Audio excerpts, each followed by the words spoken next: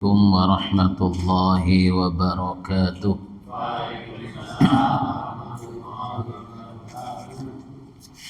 Alhamdulillahi rabbil alamin. Alhamdulillahilladzi arsala rasulahu bil huda wa dinil haqq liyuzhirahu 'ala ad-dini kullih walau karihal kafirun. Asyhadu an la ilaha illallah wahdahu la syarika lah wa asyhadu anna Muhammadan abduhu wa rasuluh la nabiyya wa la rasula ba'da. Allahumma salli wa sallim wa barik ala sayyidina Muhammadin wa ala alihi wa ashabihi ajma'in, amma ba'du. Bapak Ibu kaum muslimin, kaum muslimah, jamaah maghrib dan jamaah kajian sholat Baitul Jannah rahimakumullah. Alhamdulillah, kita bersyukur kehadiran Allah karena atas nikmatnya, atas rahmatnya, ridho dan hidayahnya pada maghrib ini kita bisa hadir melaksanakan sholat maghrib berjamaah dan juga hadir di majelis ilmu ini. Semoga Allah memberikan kita kemudahan untuk memahami apa yang hari ini kita kaji bersama, kemudahan mengamalkannya dan kemudahan untuk mengistiqomahkannya. Dan semoga Allah selalu membimbing kita di dalam memahami agamanya sehingga tidak terjadi kesalahan di dalam memahami agama-agama Allah, syariat-syariat di dalam agama Allah. Salawat dan salam kita doakan semoga tercurahkan pada Nabi kita Muhammad sallallahu alaihi wasallam. Bapak Ibu jamaah rahimakumullah, kemarin kita sudah sampai ke pembahasan zikir dan doa setelah salam. Ya. Akhir dari ibadah itu adalah taubat. Ya. Jadi tingkat tertinggi makom-makom ibadah itu adalah taubat. Jadi diawali tadi dengan fikrah, kemudian basirah, kemudian muhasabah, kemudian taubat. Jadi akhir dari ibadah kita harus berhenti pada taubat. Jangan hanya pada muhasabah. Artinya apa? Taubat itu intinya adalah memperbaiki sesuatu yang salah, menyempurnakan yang kurang, kan begitu. Jadi taubat itu ada semacam perbaikan, memperbaiki, oh kemarin salah, sekarang kita perbaiki yang benar begini gitu. Nah maka ibadah kita itu harus berakhir dengan taubat. Itu artinya apa? Ibadah kita hari ini harus lebih baik dari kemarin, ya. Yang hari ini harus lebih baik dari kemarin. Sholat zuhur kita harus lebih baik dari sholat subuh. Kenapa? Karena di akhir sholat subuh kita mengevaluasi, kita introspeksi diri, ada kekurangan-kekurangan di dalam sholat subuh, kemudian kita perbaiki di sholat zuhurnya. Nanti sholat zuhur kita menemukan kekurangan-kekurangan, akan kita janji kepada Allah, kita perbaiki di waktu asar. Di waktu asar kita evaluasi, muhasabah, masih ada kekurangan dan kita berusaha untuk memperbaikinya di waktu maghrib. Ya, di waktu maghrib kita evaluasi lagi, muhasabah lagi. Oh kurang kekhusyuan A, kekhusyuan B dalam rukuk, sujud dan seterusnya. Dan kita berusaha kita perbaiki di waktu isya. Nah sehingga ya semakin bertambah ya usia kita, semakin banyak melaksanakan ibadah itu, maka ibadah kita harus semakin baik. Maka itulah kata Rasulullah, khairun nas man tula umuruhu wa hasuna amaluhu. Ya. Jadi sebaik-baik manusia itu bertambah usianya, maka bertambah amal solehnya, bertambah kebaikannya. Kenapa? Karena selalu mengevaluasi, muhasabah. Gak mungkin kita itu akan meningkat pada yang lebih baik kalau gak pernah melakukan muhasabah. Gak akan pernah, ya. Dan bahkan mungkin akan istiqomah pada kesalahan gitu. Karena nggak pernah mengevaluasi. Oleh karena itu akhir dari ibadah itu ada muhasabah. Setelah muhasabah tindak lanjutnya adalah taubat. Nah, jadi makom tertinggi di dalam ibadah itu adalah taubat, memperbaiki. Gitu. Nah, cara memperbaikinya kemarin sudah kita sampaikan, kekurangan-kekurangan yang kita dapatkan dalam muhasabah sholat itu kita tutupi kekurangan itu dengan zikir. Ya, zikir ini disepakati oleh ulama ditutup dengan zikir, disempurnakan dengan zikir. Lalu kemudian disempurnakan lagi dengan sholat ba'diyahnya. Nah, bagaimana bagi sholat yang tidak ada ba'diyahnya? Maka sholat yang tidak ada ba'diyahnya itu diganti dengan zikir yang lebih banyak. Setelah subuh nggak ada ba'diyahnya, setelah asar nggak ada ba'diyahnya. Maka oleh karena itu diperintahkan fazkurullaha katsira wasabbihuhu bukratan wa asila. Berzikirlah kamu kepada Allah yang banyak. Banyak itu unlimited, nggak ada batasannya, sebanyak-banyaknya.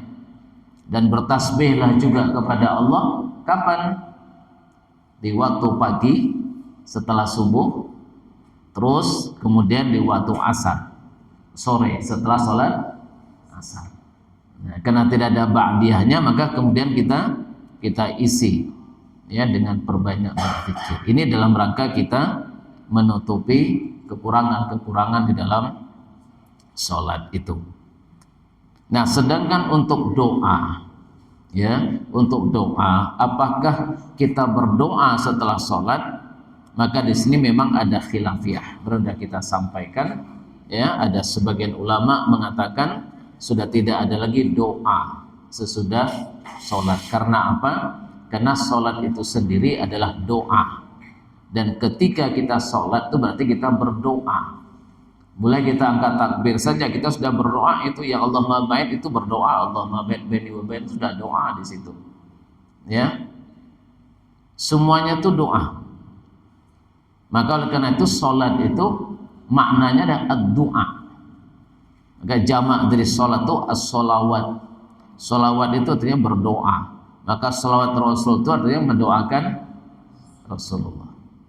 Nah, karena sholat itu sendiri adalah doa, maka tidak ada lagi doa sesudah sholat. Tinggal zikirnya yang diperbanyak untuk menutupi kekurangan itu tadi. Ya, sebagaimana yang pada kita sampaikan, ada perintah berzikir setelah kita sholat itu.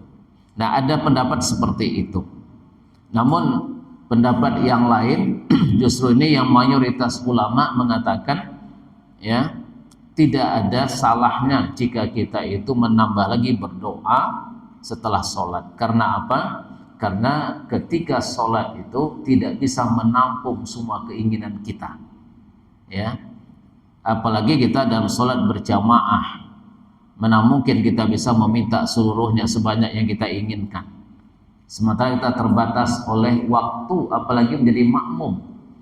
Kalau imamnya sudah salam, ya sudah, makmum tidak boleh berlama-lama gitu. Apalagi dalam rukuk, imamnya sudah duduk, makmumnya berdoa ketika rukuk itu, ya. Maka itu tidak boleh dengan sengaja kita berlama-lama, ya, itu nggak boleh dalam jamaah. Nah, kalau imamnya berlama-lama juga tidak boleh.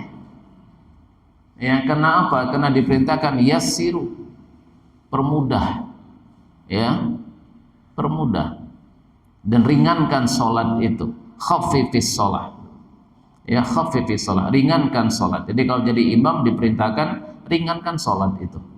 Kenapa? Di belakang kita makmum mungkin ada yang sibuk, ya, segera mau melanjutkan aktivitasnya, ada yang sakit, ada yang tua dan seterusnya, ya, sehingga ringankan, sehingga yang sibuk mau berjamaah, yang sakit pun juga mau berjamaah, yang sudah tua pun juga bisa berjamaah.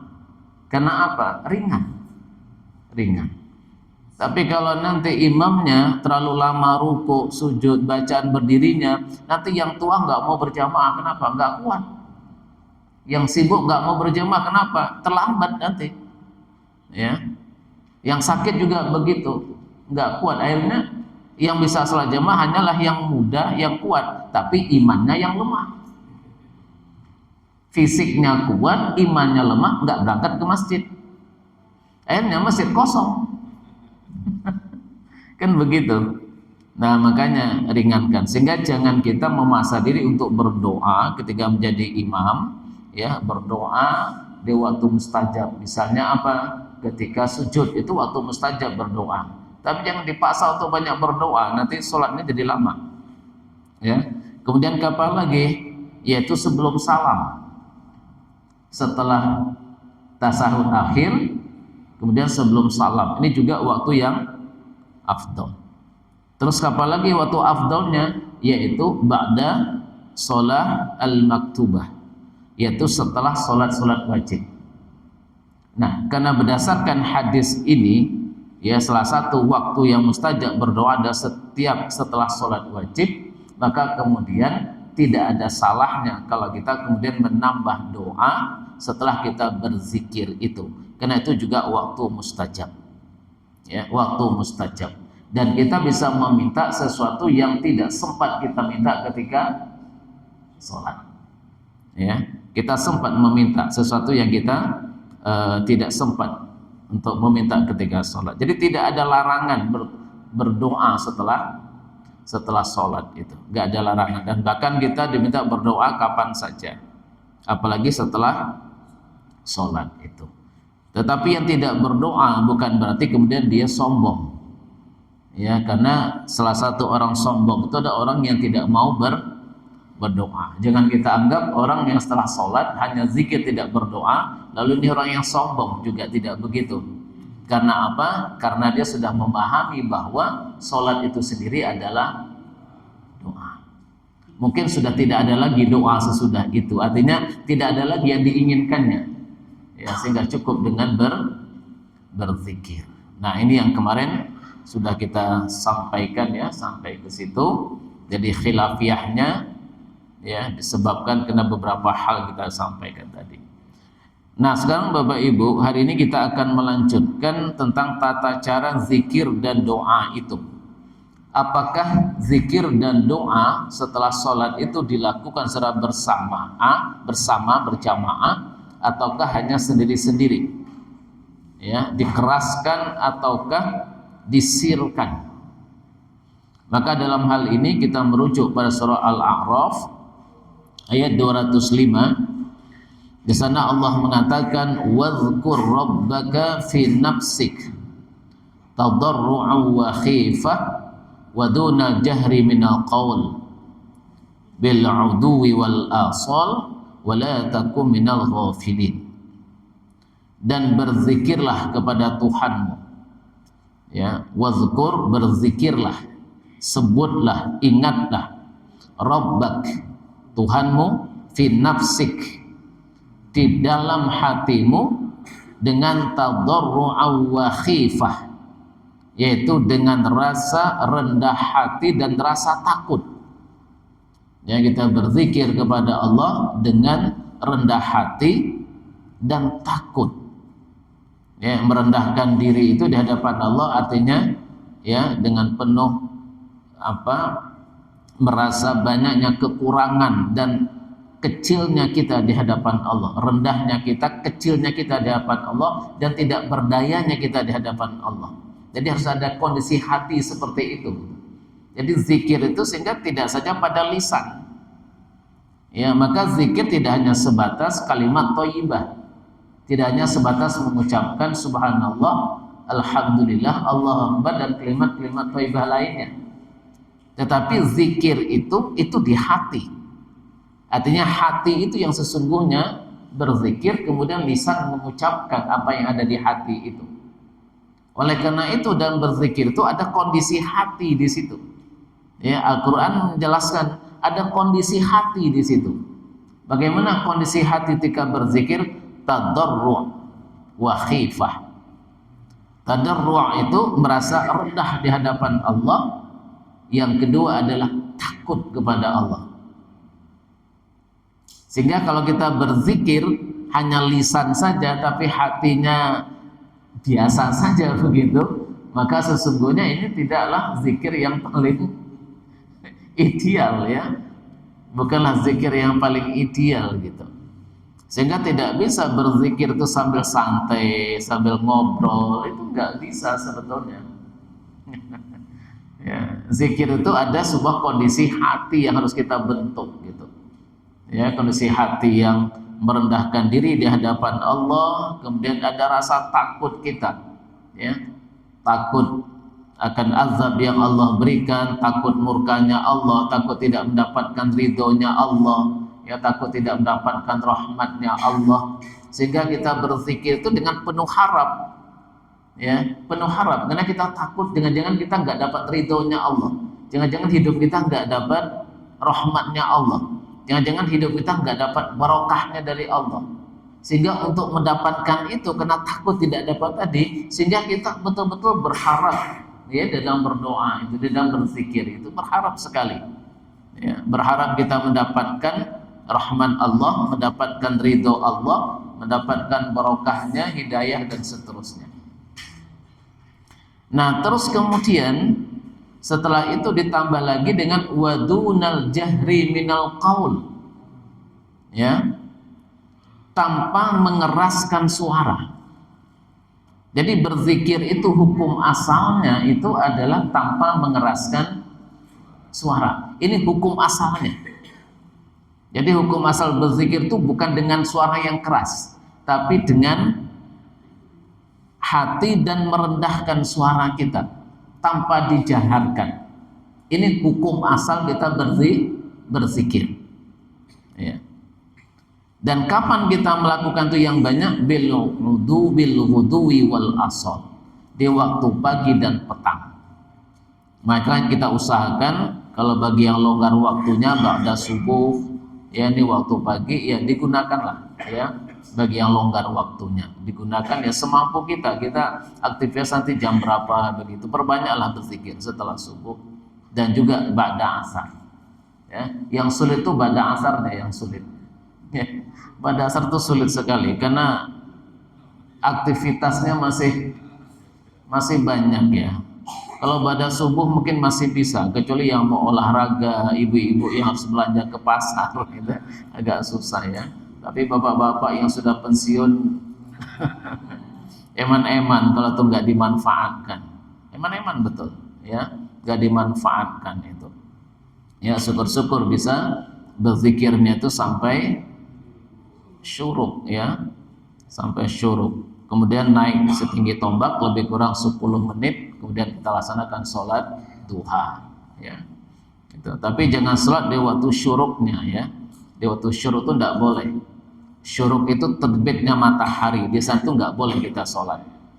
Jadi kalau nanti melihat di HP itu syuruk, misalnya jam 5 lewat berapa begitu, dan itu jangan sholat di waktu itu tidak boleh, ya. Kita dilarang sholat di saat terbitnya matahari itu. Tunggu dulu naik setinggi tombak. Tinggi tombak itu kayak 1 meteran lah, kalau dari laut itu kelihatan jarak matahari dari dasar laut itu, ya, setinggi itu.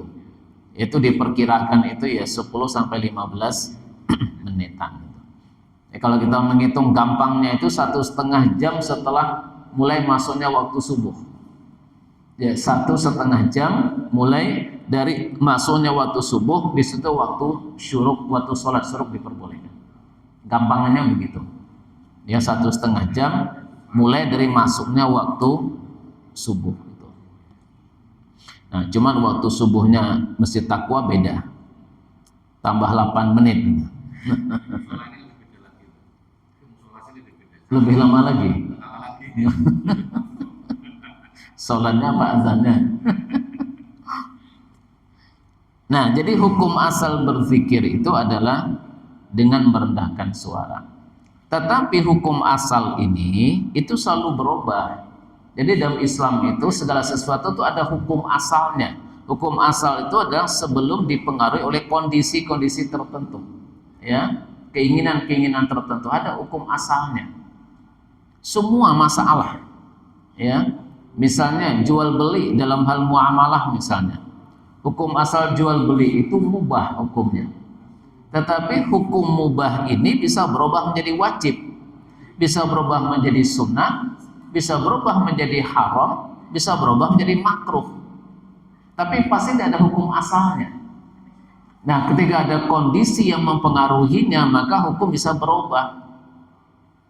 Ya, seseorang itu kalau dia menjual sesuatu, ya, yang sesuatu itu bukan miliknya, menjadi haram di situ.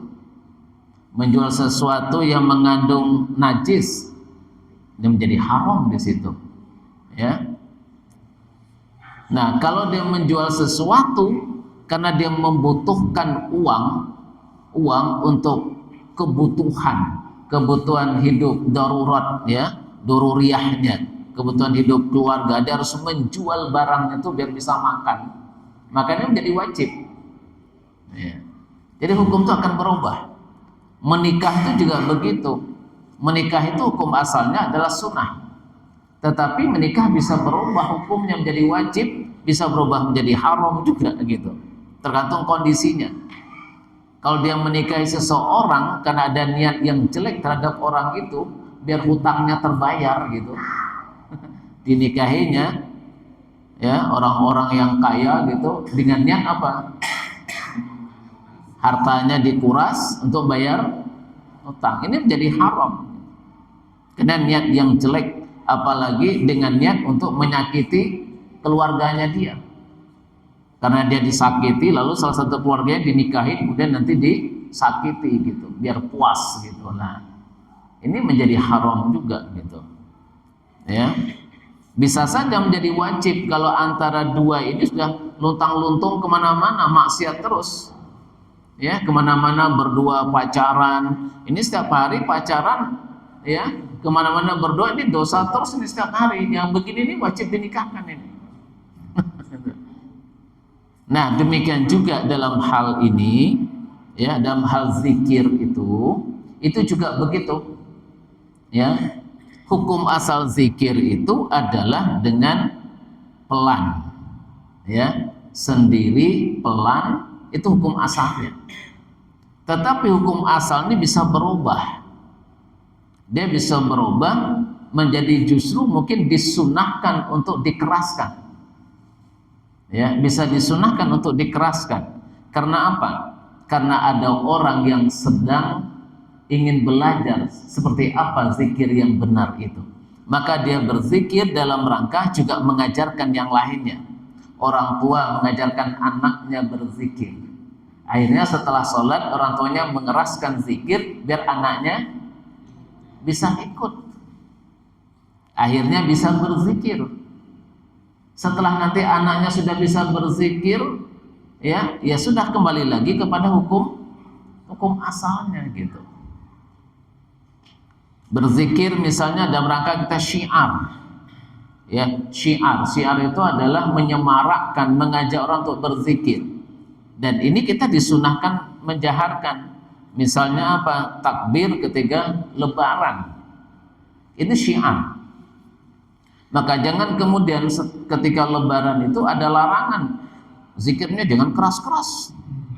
Zikir itu tadarruan wa khifatan wa duna minal jahr. Duna jahr minal qaul, dibacanya dalil ini. Ya, takbir itu kan zikir. Allahu akbar, Allahu akbar, Allahu akbar. Itu kan zikir itu. Nah, kalau kembali ke hukum hadis, ke ayat ini, wah salah semua itu nanti. Ya, padahal ada dalil lain yang mensunahkan itu. Bahkan ketika kita berangkat ke tempat sholat itu dianjurkan dari rumah itu untuk bertakbir, saut-sautan itu, saut-sautan.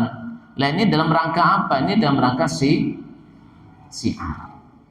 Nah, jika kita harus bisa membedakan ini zikir dalam rangka beribadah individu atau zikir dalam rangka kita mengajak orang juga untuk berzikir sebagai syiar, atau zikir ini sebagai sarana untuk mengajarkan orang, bukan mengajak tapi mengajarkan.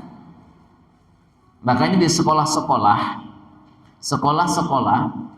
yang di SDIT, TKIT itu anak-anak itu setelah mereka itu sholat itu bareng-bareng dikeraskan itu dikeraskan. Ya, dikeraskan zikir-zikir setelah sholat itu bareng-bareng gitu. Kenapa bareng-bareng? Biar semuanya bisa berzikir. Makanya wilayah-wilayah yang mentradisi zikir bersama itu, ya, seperti Pantura, ya, di bagian Sumatera, apalagi di bagian Riau, ya, saya itu Melayu itu kan safiyahnya kentang, ya, Malaysia kayak gitu. Itu hampir semua anak-anak itu bisa kok berzikir setelah sholat. Nggak ikut TPA nggak apa-apa, mereka bisa berzikir itu. Karena apa? Karena terbiasa.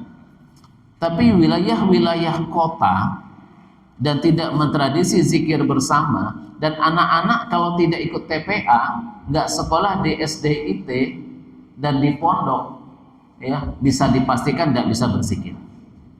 Bisa dipastikan itu nggak tahu zikirnya seperti apa gitu, kecuali diajarkan gitu. Nah, maka dalam konteks inilah kemudian, ya, dalam mazhab Syafi'i itu mengatakan bahwa kalau memang zikir bersama itu dengan dikeraskan itu dimaksudkan untuk mengajarkan kepada makmum, maka itu boleh-boleh saja, ya. Mazhab Syafi'i mengatakan begitu. Kita bisa melihat di ya, wa qala Syafi'i, ya, Imam Syafi'i itu langsung ke terjemahnya saja, ya. Imam Asy-Syafi'i berkata, dan ini adalah termasuk perkara mubah bagi imam katanya, dan selain dari imam yaitu makmum. Dan siapapun imam yang berzikir menyebut Allah dengan zikir yang telah saya sifati atau dengan zikir yang lain, dijelaskan oleh Imam Syafi'i dan dalam kitab Al-Nya itu, baik dengan keras maupun hal itu baik. Jadi menurut mazhab Syafi'i dalam kitab aslinya Al-Um itu mengatakan zikir itu mau dikeraskan mau dipelankan itu baik. Dan dia mengatakan apa? Dan saya memilih untuk imam dan makmum hendaknya mereka berzikir kepada Allah setelah selesai dari sholat seraya memelankan zikirnya. Kenapa? Hukum asli zikir itu adalah pelan. Ya, jadi Imam Syafi'i, mazhab Syafi'i, ya, itu mengatakan bahwa zikir itu pelan. Maka dia lebih memilih untuk pelan baik imam maupun makmum. Tapi ada kecualinya katanya. Nah, inilah perubahan hukum. Ya, kecuali bagi imam yang berkewajiban dijadikan sarana belajar oleh makmum, maka imam mengeraskan suaranya sehingga sang imam, ya, paham dan yakin bahwa makmum sungguh telah belajar darinya. Jadi imam itu diperintahkan untuk menjaharkan zikirnya kalau memang ada makmum yang betul-betul ingin belajar dari imam itu. Maka imam itu boleh dan bahkan dianjurkan untuk mengeraskan zikirnya, ya kan? Nah, barulah setelah imam itu yakin bahwa makmumnya sudah bisa berzikir, ya, sudah hafal zikirnya, sudah mandiri berzikirnya, baru kemudian imam kembali ke hukum asalnya. Kembali ke hukum asal, memelankan zikirnya. Nah, jadi kalau kita melihat ada beberapa tempat yang zikir bersama itu dalam konteks, ya, mengajarkan kepada makmum biar makmum itu bisa berzikir. Apalagi di sekolah-sekolah, di pondok-pondok, ya, yang itu masih anak-anak itu kan mereka kalau nggak diajak zikir bareng begitu, hanya diperintahkan ayo berzikir, itu nggak akan semuanya mau berzikir, ya. Tapi kalau sudah zikir bersama terus nggak akan pernah lupa, karena terus diulang, ya. Saya tuh ingat betul anak saya itu di SD itu setiap ujian itu pasti ada ujian praktek sholat. Nah, praktek sholat itu terakhir tuh nanti ada zikirnya itu. Itu ketika mau ujian mumet menghafal lagi. Setiap mau ujian menghafal lagi itu. Maka saya bilang, kamu biar nggak susah, itu setiap sholat itu dibaca terus gitu, dibaca terus. Tapi namanya anak kan habis sholat temannya bubar dia juga ikut bubar. Mana ada anak yang betah zikir kayak orang tua. Baru aja assalamualaikum dia udah tengok-tengok begini. Mana temannya yang mau keluar gitu kan? Nggak ada anak tuh yang betah zikir. Akhirnya apa?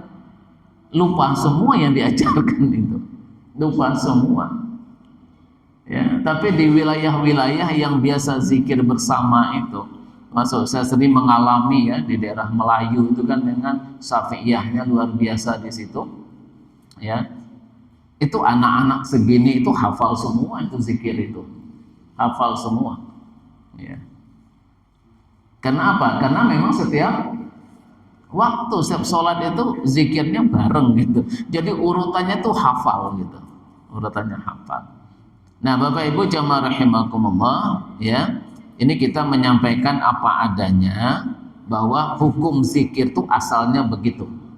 Ya, zikir itu sendiri dengan suara yang pelan, ini hukum asalnya. Maka Bapak Ibu kalau panjenengan nanti di rumah zikir tidak ada tujuan mengajarkan ke anak, tidak ada tujuan untuk mensyiarkan, yo jangan zikir keras-keras di rumah. Jangan kemudian di rumah subhanallah, subhanallah, subhanallah. Ya jangan. Karena apa? Karena nggak ada tujuan di situ. Nggak ada tujuan untuk mengajarkan, nggak ada tujuan untuk mensyiarkan. Maka kembali ke hukum asal. Apa hukum asalnya? Ya pelan gitu. Tapi ketika ada tujuan yang lain untuk mengajarkan, mensyiarkan, ya monggo. Ya. Nah, semua jenis zikir termasuklah zikir sholawat. Jadi sholawat yang dilakukan bersama ini jangan kita pahami zikir dalam konteks ibadah individu. Ya, jangan kita lalu memahami sholawat itu ya dengan khusyuk tawaduk sendiri. Nah, itu tersendiri ya, gaya begitu tersendiri. Ada waktunya yang begitu. Tapi ada waktunya juga sholawat itu digunakan untuk syiar.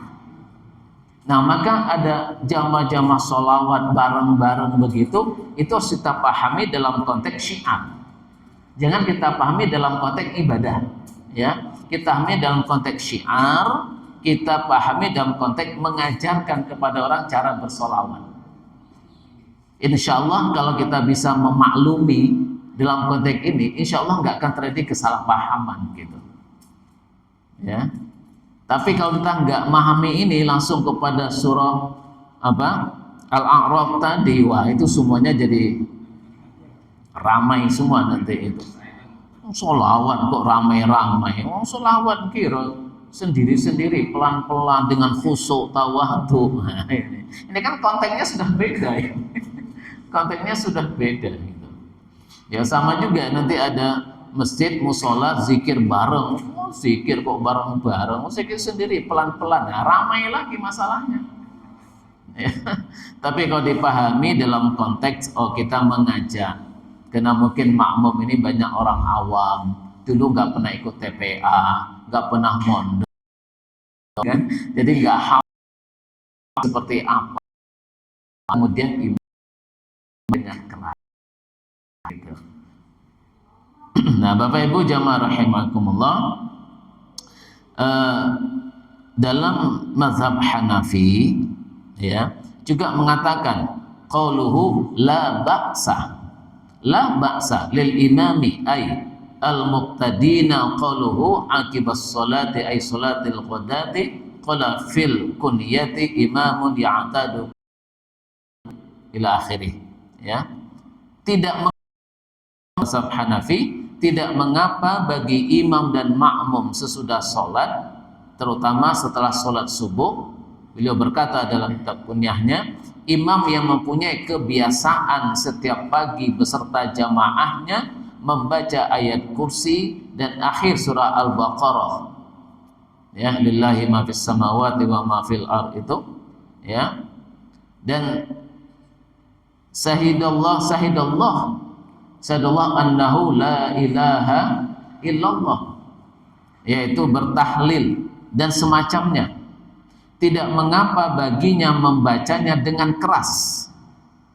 Nah, ini dalam kitab Radul Mukhtar dikatakan begitu. Mazhab Hanafi juga nggak mempermasalahkan Imam sama makmum mau membaca ayat kursi bareng-bareng dengan keras, ya, untuk membaca yang lain-lainnya, la ilaha illallah syahidallahu annahu la ilaha illallah, dengan keras, ya monggo silahkan katanya. Baca ayat surah Al-Baqarah yang terakhir itu dengan keras, ya silahkan, nggak ada masalah, la ba'sa. Namun, nah, dia mengatakan membaca dengan pelan itu lebih utama. Jadi kalau semuanya sudah bisa, ya kembali pelan gitu, kembali pelan. Tapi kalau masih ada jamaah yang belum bisa, ya bareng-bareng, ya tidak apa-apa, nggak ada masalah kata mazhab Hanafi, ya nggak masalah. Tapi kalau sudah paham semuanya, ya kembali ke hukum asal, maka pelan-pelan lebih utama. Sama cara berpikir dengan mazhab Syafi'i. Coba kita dalam mazhab Maliki, ya. Mazhab Maliki mengatakan, saya langsung terjemahnya saja ya.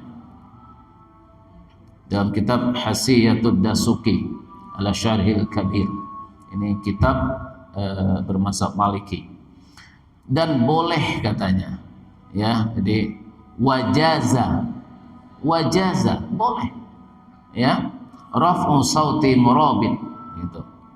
Jadi boleh mengeraskan suara bagi murabit, pemimpin pasukan dan penjaga pantai untuk bertakbir dan wilayah penjagaannya, ya, wilayah penjagaan mereka baik malam ataupun siang hari, karena hal tersebut menjadi tanda bagi mereka. Dan begitu juga dengan takbir di hari raya katanya, hari raya, talbiyah, tahlil, tasbih yang terjadi setelah sholat 5 waktu dalam berjamaah, bukan ketika sholat sendiri lah ya. Sholat jamaah bukan sholat sendiri loh ya. Sholat di rumah sendiri zikirnya banter lah, itu masalah nanti, ya. Bukan sholat sendiri, itu nggak masalah katanya, boleh-boleh saja, ya. Talbiyah, labbaik Allahumma labbaik, labbaik la syarika laka labbaik, innal hamda wa ni'mata laka wal mulk la syarika lak. Itu banter-banter itu. Enggak ada sendiri-sendiri itu zikir, ya. Nah, sedang membaca pelan, ya, pada selain yang disebut tadi. Jadi selain dari talbiyah, selain dari kita hari raya kayak gitu, ya, tidak ada syiar segala macam, maka memelankannya itu tetap lebih baik. Nah, memelankannya lebih baik. Bahkan katanya wajib memelankan suara jika kerasnya suara dapat mengakibatkan gangguan bagi orang yang sholat atau orang yang berzikir. Jadi kalau ada orang yang berzikir di samping kita, kita jangan berzikir yang keras atau membaca Al-Quran yang keras. Jadi kalau di lingkungan itu banyak yang berzikir, jangan baca Quran yang keras, karena tidak boleh kita mengganggu orang yang sedang zikir atau orang yang melaksanakan sholat, ya. Nih kalau baca Al-Quran yang keras, ya silakanlah di rumah sendiri gitu ya. Tapi kalau di tempat itu ada orang sholat, itu jangan sampai kita baca Quran yang keras. Nah, Bapak Ibu jamaah rahimakumullah, ya. Ini pembahasan kita hari ini, ya, kaitannya dengan zikir bersama itu dengan suara keras, apakah itu dibolehkan atau tidak. Kita sudah membahasnya bahwa hukum asalnya zikir itu adalah sendiri, dan itu dengan hati yang rendah dan takut tanpa mengeraskan suara. Ini hukum asalnya. Hukum asalnya begitu. Karena butuh kekhusyuan di dalam berzikir, butuh hati yang takut dan rendah di hadapan Allah dalam berzikir. Tetapi hukum asal ini bisa berubah. Hukum asal bisa berubah ketika ada qorinah-qorinah, ada sebab-sebab, ada ilat-ilat yang menuntut kemaslahatan. Apa kemaslahatannya? Di antaranya adalah untuk mengajarkan seseorang, mengajak orang untuk berzikir dalam rangka mengajarkannya, maka mengeraskan itu boleh kita lakukan.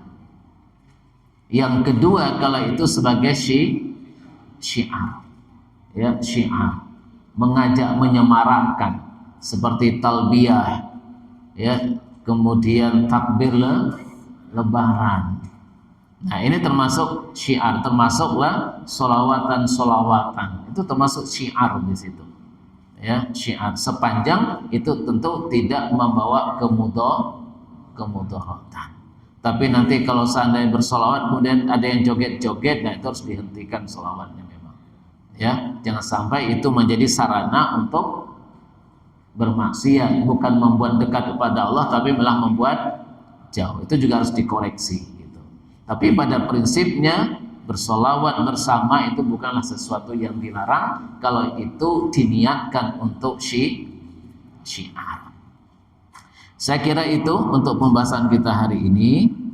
Ya, insyaallah kita akan lanjut nanti berikutnya tentang doa. Ini kan zikir. Yang doa termasuk nanti apakah doa itu mengangkat tangan, diusapkan ke muka atau tidak, dan seterusnya. Insyaallah nanti akan kita bahas di pertemuan yang akan datang. Insyaallah. Semoga ini bermanfaat. Ya, semoga Allah selalu ya memberikan bimbingan hidayah pada kita. Allahumma arinal haqqa haqqa warzuqna ittiba'ah wa arinal batila batila warzuqna ijtinabah. Demikian, mohon maaf atas kurang salah dan khilaf. Kita akhiri dengan hamdalah dan doa kafaratul majlis. Alhamdulillahi rabbil alamin, subhanakallahumma wa bihamdika asyhadu an la ilaha illa anta astaghfiruka wa atubu ilaik. Wassalamualaikum warahmatullahi wabarakatuh.